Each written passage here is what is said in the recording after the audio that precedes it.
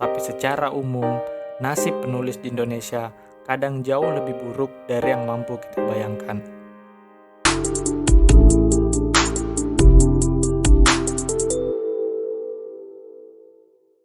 Saat seseorang ingin menjadi penulis, memiliki sejumlah siasat menghadapi diri sendiri menjadi modal penting.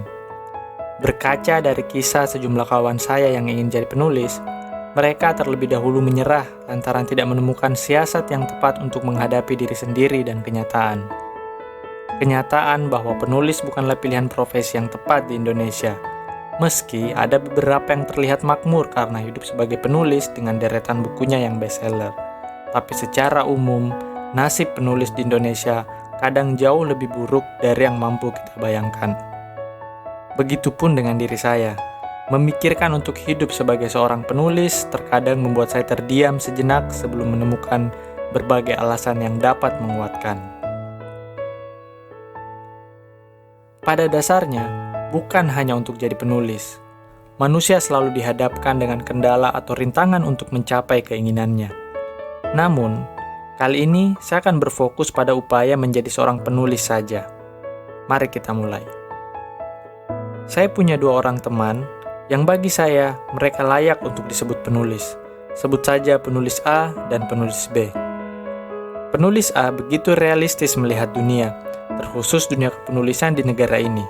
Menurutnya, hidup sebagai seorang penulis akan berat. Sebaiknya punya pekerjaan atau sumber penghasilan tetap selain dari menulis. Sedangkan penulis B memiliki pendapat yang berbeda. Dia memiliki keyakinan tersendiri, boleh dibilang semacam prinsip yang dipegang teguh, bahwa menjadi penulis berarti serius memikirkan berbagai hal tentang hidup. Masalah finansial tentu saja akan menjadi rintangan, namun dia selalu bilang, apakah sebagai seorang penulis, kita akan terus-menerus mewariskan citra bahwa penulis itu miskin, serba kekurangan, dan tidak punya apa-apa. Hingga akhirnya, akan selalu ada orang-orang yang ragu untuk jadi penulis di negara kita ini. Saya juga punya seorang kawan, dia tidak menulis dulu sebelum tabungannya cukup.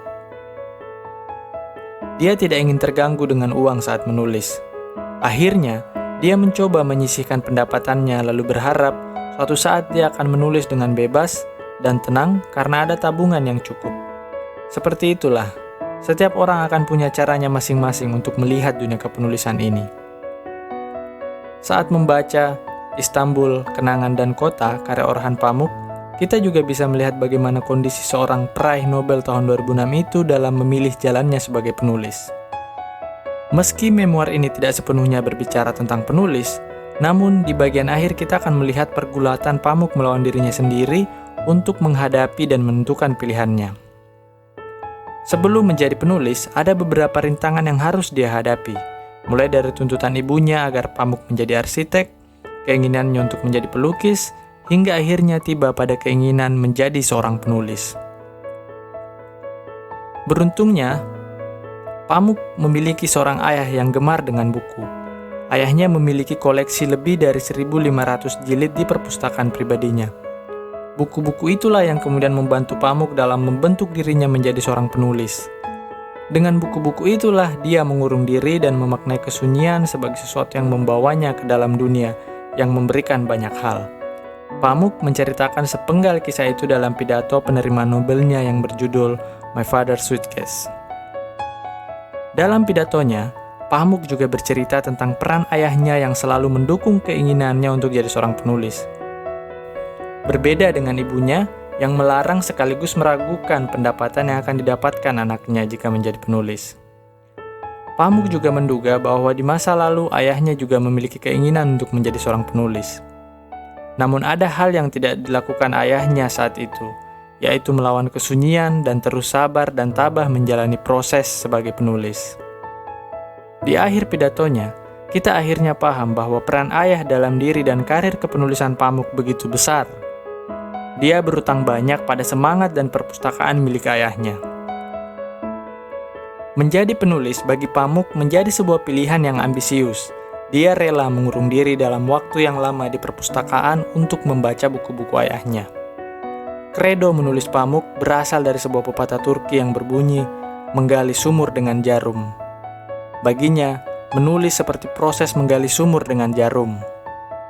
Bagi Pamuk, hal utama seorang penulis bukanlah inspirasi. Sebab hal itu tak jelas dari mana datangnya, melainkan kesabaran dan keteguhan. Ditambah dengan kemampuan untuk melawan sunyi, hidup yang biasa-biasa saja, mengurung diri di kamar, menulis dan membaca sebanyak mungkin. Karir awal Pamuk sebagai penulis novel juga mengalami penolakan dari berbagai penerbit. Novel pertamanya, Tuan Safedat dan Anak-anaknya, yang tebalnya lebih dari 600 halaman, akhirnya terbit pertama kali di tahun 1982 saat usia Pamuk mencapai 30 tahun. Perjalanan yang kemudian membuatnya dikenal oleh banyak orang. Rintangan setiap orang tentu berbeda-beda untuk menjadi penulis. Namun belajar dari Orhan Pamuk, tentu kita bisa sepakat bahwa menjadi penulis bukanlah sesuatu yang mudah. Tidak jarang ada orang yang berjuang namun akan berakhir pada kebuntuan dan tidak mengalami kesuksesan seperti yang diharapkan.